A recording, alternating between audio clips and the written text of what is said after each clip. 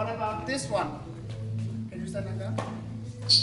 And stretch your arm and go 2 steps back. Hvor kender armen her? Nå, du skifter arm.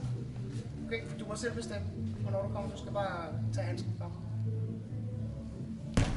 Godt. Godt.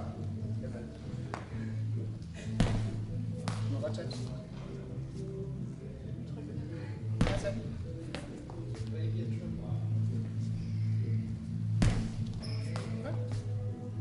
Now I don't always like throwing it because sometimes if the children, if they're doing this as a pair exercise, let's see.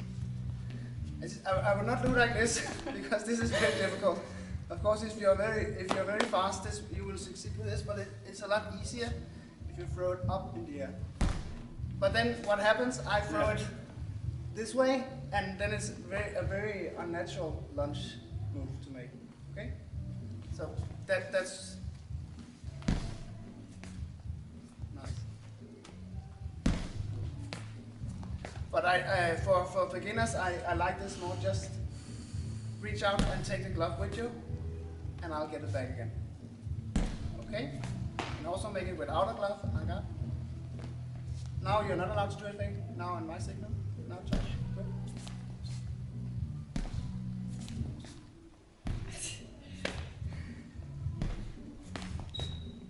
Okay. So, but I don't know about this throwing thing. I'm not so happy about it. Sometimes with very small children, if you have to do it like this, it's impossible unless the coach is very high. Then of course you can go here. And do it there. Okay? I think you have to come closer. And I can also count 1, 2, 3. Yeah. 1, 2, 3. Yeah. But you see, if you're training a lot of times and when the children are ending down here, that's a very unnatural lunge to train. So why train it at all? Maybe on épée, making a foot touch, very nice, but that's not a beginner's move. Maybe one forward. Yeah? When you're after you take it here, take it back, and usually call before they get back. You have to go back. Depends on his foil or épée. Not in foil, okay, not in foil. But of course we can do it on épée style also. Yeah. So we do not. So you, on your return, you keep your arm stretched. And then I go back. Yeah, exactly. Okay. Yeah, of course. It's one shot. And sometimes I see this exercise and I think it's very difficult now. Yeah, from the back, from behind. Looking that way. And then somebody throwing here, we can do it with flesh perhaps, but I think it's the same problem that your body gets very much out of control. I'll count to 3. 1, 2. 1, 2, 3.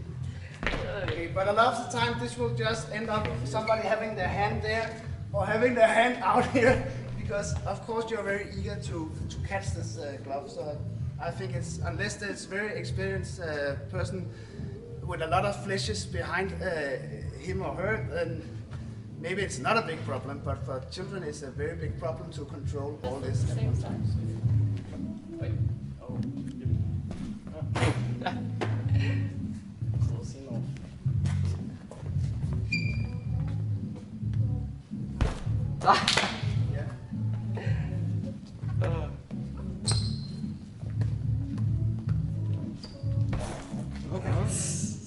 But you're using 2 hands, Jeppe. Yeah, only one arm, mate. I can't catch with one hand.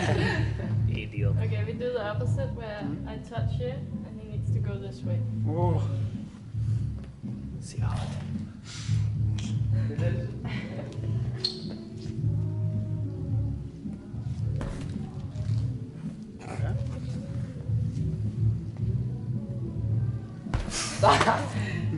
Måske arm først. Måske, men det er meget. Det hvor jeg kommer fra, ikke til hammeren. Okay. But it has the same problems with the throwing glove that if the trainer throws a bit unprecise, then it's very hard to catch. maybe if it's an adult doing it to a child, then it works. But if the small children are working together with this, there will be a lot of times where the one who's supposed to help is it's not easy to help because they have not the same precision when they are throwing things.